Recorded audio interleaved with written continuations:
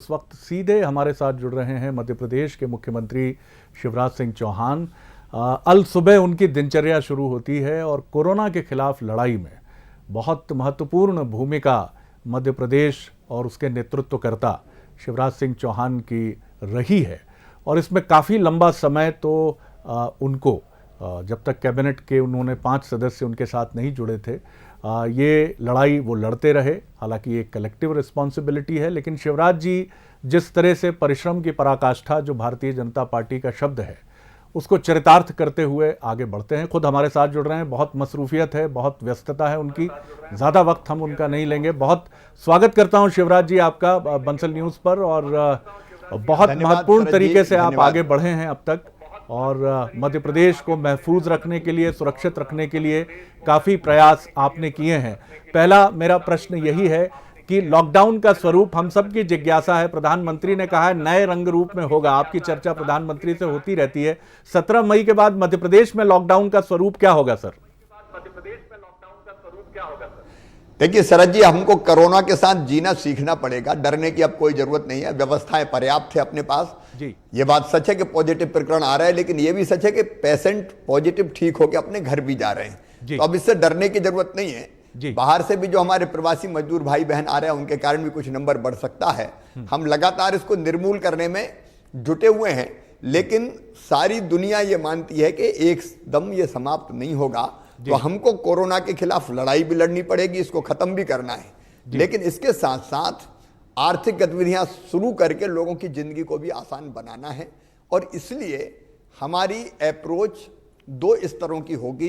एक पूरी सतर्कता, पूरी सावधानी, ताकि कोरोना को हम मात दे सकें। जो इलाके रेड जोन में है वहां कंटेनमेंट एरिया बंद रखेंगे, बफर जोन बंद रखेंगे, लेकिन बाकी आर्थिक गतिविधियां शुरू कर देंगे। येलो जोन में कंटेनमेंट एरिया बंद रहेगा, बाकी गतिविधियां आर्थिक शुरू हो जाएंगी। और जो हमारे ग्रीन जोन है, हालांकि प्रवासी मजदूर भाई बहनों के आने के कारण कई जिले जो हमारे ग्रीन थे वहां 2, 4, 5 पॉजिटिव प्रकरण आ गए हैं, लेकिन उनमें हम पूरी ताकत से आर्थिक गतिविधियां शुरू करेंगे, क्योंकि प्रधानमंत्री जी ने नारा दिया है आत्मनिर्भर भारत। आत्मनिर्भर भारत के लिए गतिशील मध्य प्रदेश जी, ये हमारा संकल्प है।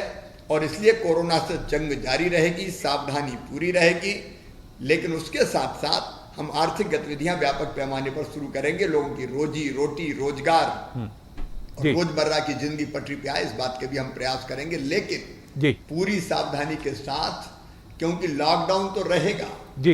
इसका मतलब ये नहीं कि धार्मिक उत्सव होने लगे, सामाजिक उत्सव होने लगे, बड़े कार्यक्रम होने लगे, भीड़ निकल पड़े।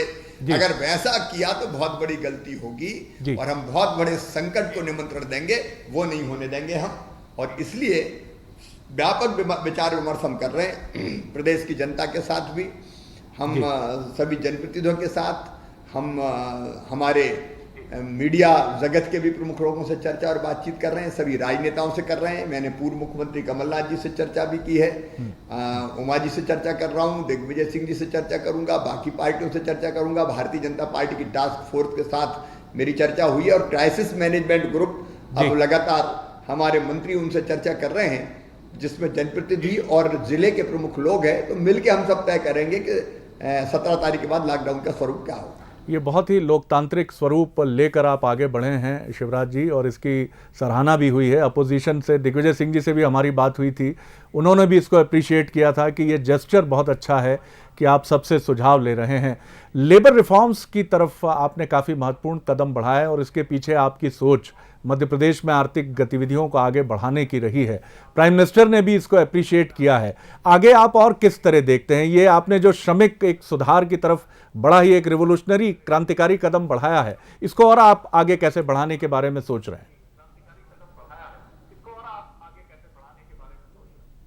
देखिए, कोरोना ने पूरी दुनिया बदल दी जी।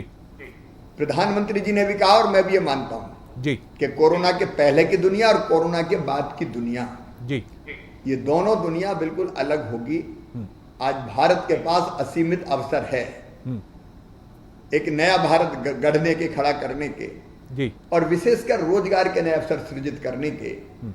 दुनिया की कई कंपनियां चाइना से निकल के दुनिया के दूसरे हिस्सों में जाना चाहती है। हम अगर अपने राज्यों में व्यवस्थाएं बेहतर कर लें, मतलब लाल फीताशाही के मकर जाल से, ऐसे कानूनों से जो उद्योगपति को, निवेशक को उलझाते रहते हैं, बाहर निकालें। हम लेबर लॉज के नाम पे भी कई चीजें हमने ऐसी बना दी कि लेबर इंस्पेक्टर कभी भी घुस गया और कभी भी निरीक्षण कर रहा है, निवेशक को परेशान कर रहा है। इस तरह की जो चीजें थी, पता चला कि उसको लाइसेंस लेना तो कई बार चक्कर लगा रहा है। अरे एक दिन में लाइसेंस क्यों नहीं दिया जा सकता? रजिस्ट्रेशन एक दिन में क्यों नहीं किया जा सकता? उसको रखना पड़ते थे 63 रजिस्टर, मैंने कहा नहीं केवल एक रजिस्टर रखेगा। रिटर्न कई भरने पड़ते थे, रिटर्न एक भरेगा। तो इसका सरलीकरण कर दिया है, मजदूर भाइयों के हितों को ध्यान में रखते हुए, उनकी सुरक्षा, उनके मिनिमम वेजेज, उनके गरिमा और सम्मान रखते हुए हम निवेशक को ऐसा माहौल देना चाहते हैं जिससे मध्य प्रदेश में भी निवेश करने तेजी से लोग आए। आपका एक मानवीय चेहरा, मध्य प्रदेश का एक मानवीय चेहरा हमने ये भी देखा कि गुजरात की सीमा से बड़ी संख्या में उत्तर प्रदेश और बिहार के जो श्रमिक हैं वो निकल रहे हैं, और हमें ये रिपोर्ट्स भी बराबर मिली हैं कि बहुत अच्छे तरीके से मध्य प्रदेश में उनको हैंडल करके जो भी मदद हो सकी है वो आगे किया जा रहा है। ये पूरे भारत में इस तरह की एक मानवीय सोच की ज़रूरत है, क्योंकि कुछ ऐसी भी दृश्य हमने शिवराज जी देखे जो मन को बहुत विचलित करते हैं, बहुत परेशान करते हैं। तो राज्यों में तो ठीक है, राज्यों की प्राथमिकता उनके राज्य के श्रमिक हैं, लेकिन दूसरे राज्यों के जो श्रमिक गुजर रहे हैं उनके प्रति भी एक गहरा मानवीय संवेदना का भाव होना, जो मध्य प्रदेश में आपने प्रयास किया है, वो बहुत जरूरी है। दूसरे राज्यों से भी अपेक्षा जी जी हमारे भाई बहन हैं, किसी भी राज्य के निवासी हों, इसी माटी में उन्होंने जन्म लिया है, उनसे हमारा दिली रिश्ता है जी। इसलिए बिहार के मजदूर भाई बहन हो, उत्तर प्रदेश के हों, बंगाल के हों, उड़ीसा के हों, छत्तीसगढ़ के हों, दक्षिण पश्चिम के राज्यों से चले आ रहे हैं बड़ी संख्या में। अब मध्य प्रदेश में वो पैदल चले, ये मुझे गवारा नहीं है। पाँव में छाले पड़ गए, बच्चे हाथों में हैं, कैसे पैदल चल लेते हैं। और इसलिए हमने फैसला किया है कि मध्य प्रदेश में कई पॉइंट बनाए जहाँ उनको भोजन मिले, चाय नाश्ते की व्यवस्था हो। कल ही हमने 370 बसें लगाई थी कि उनको बिठाएं जहाँ पैदल चलते हुए दिखें, और बिठा के उनको बॉर्डर तक छोड़ के आए। हमारे प्रदेश में कोई तकलीफ नहीं होने देंगे, वो हमारे अतिथि हैं। आज परेशानी में हैं, आज मुसीबत में हैं, तो ऐसे समय सरकार को और समाज को उनका साथ देना चाहिए। पूरी संवेदनशीलता के साथ मैं ऐसे भाइयों और बहनों की पूरी मदद करूंगा, मध्य प्रदेश की सरकार करेगी।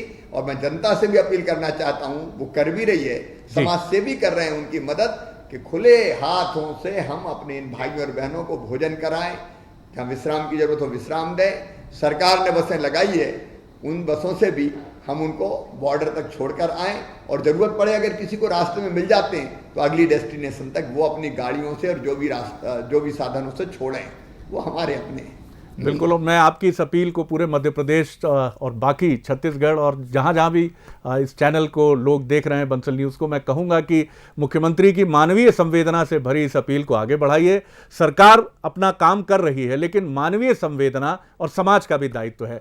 सर, किसान पुत्र आप कहे जाते हैं, किसानों से बहुत गंभीर सरोकार है, खुद आप किसान हैं, खेती किसानी की नस नस को आप समझते हैं।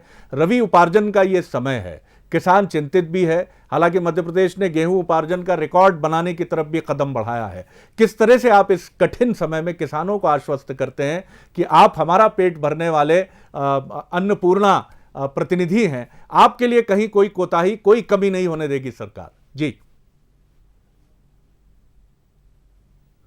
मेरे किसान भाइयों और बहनों, बंसल न्यूज के माध्यम से मैं आपसे कह रहा हूं, बिल्कुल चिंता मत करना। मैंने पहले ही कहा था कि गेहूं का एक एक दाना खरीदेंगे, और लगातार इस बार कल ही 70 लाख मीट्रिक टन से ज़्यादा गेहूं हम खरीद चुके हैं। जितना होगा खरीदेंगे, किसान को ठीक समय पे पैसा मिल जाए उसके इंतजाम करेंगे, ताकि अन्नदाता को कोई दिक्कत और परेशानी ना हो।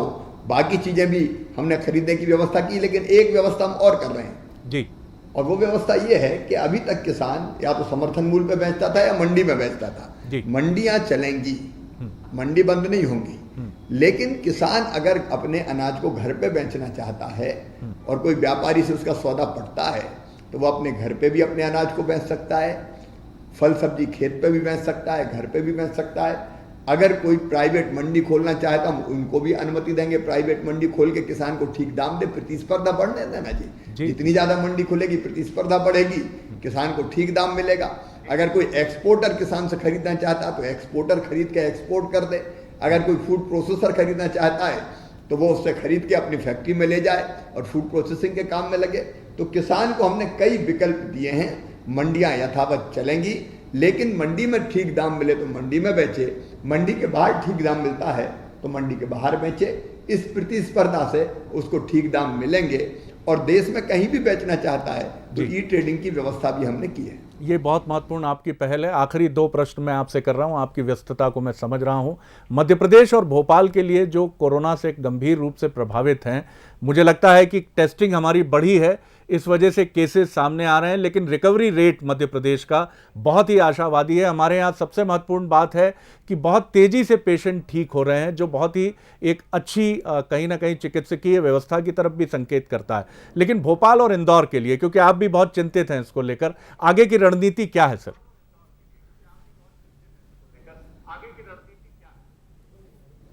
देखिए शरद जी, हमने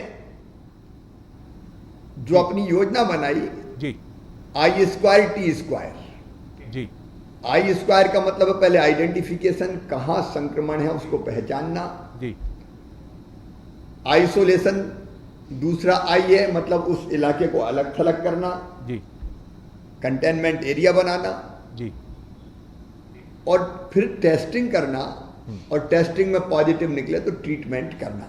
जी। मैं जब मुख्यमंत्री बना तो 60 टेस्ट होते थे केवल मध्य प्रदेश में। कल ही हमने 4800 से ज्यादा टेस्ट किए थे जी। आज हमारी टेस्टिंग की क्षमता बढ़ के 7000 तक, इसमें इस 10 दिन के बाद 7000 तक पहुंच जाएगी जी। देखिए, कोरोना से डरने की जरूरत नहीं है। लक्षण है, हम टेस्ट करें, पॉजिटिव आने दें, ना डरें। कोई आगे पॉजिटिव आ गए, इलाज की पर्याप्त व्यवस्था है। बिल्कुल जी। अगर पॉजिटिव निकले तो ठीक होकर वापस आ जाते हैं। समय पर इलाज जरूरी है, इसलिए जितनी व्यापक टेस्टिंग होंगी, पॉजिटिव केस आने दें, उनसे मिलने जुलने वालों को ढूंढें, उनके भी टेस्ट करें जी। और उसके बाद इलाज की पूरी व्यवस्था करें। कुछ दिनों में शरद जी ये सर्दी जुकाम बुखार जैसा हो जाएगा, देख लेना कोरोना। जी जी जी। टीबी होती थी पहले, कितनी खतरनाक बीमारी थी। जी हाँ। धीरे धीरे टीबी के इलाज निकल आए।